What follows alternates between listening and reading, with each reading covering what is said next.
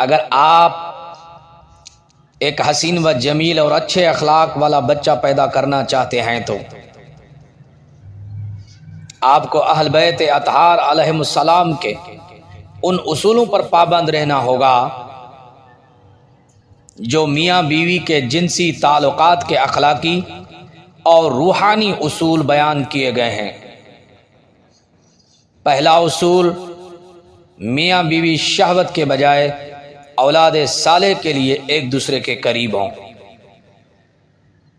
دوسرا اصول، ایک مناسب وقت پر ایک دوسرے کے قریب ہوں۔ عورت نجاست، حیض، نفاس سے پاک ہو۔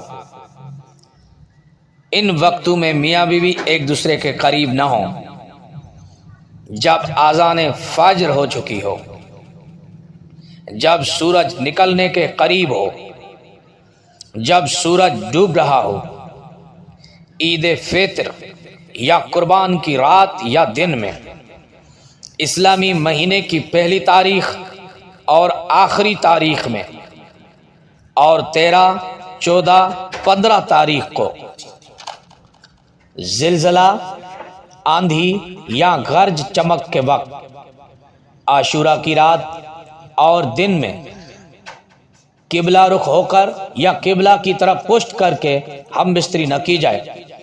امام جعفر صادق علیہ الصلاۃ والسلام کا ارشاد ہے، جو بھی چاہتا ہے کہ اللہ تعالیٰ اسے خوبصورت پھول جیسا اور اچھے اخلاق والا بچہ عنایت کرے تو وہ اپنی بیوی کے قریب ہوتے وقت سورہ قادر کی تلاوت کرے۔ انشاءاللہ تعالی بچہ بحسب منشا، مراد کے مطابق پیدا ہوگا۔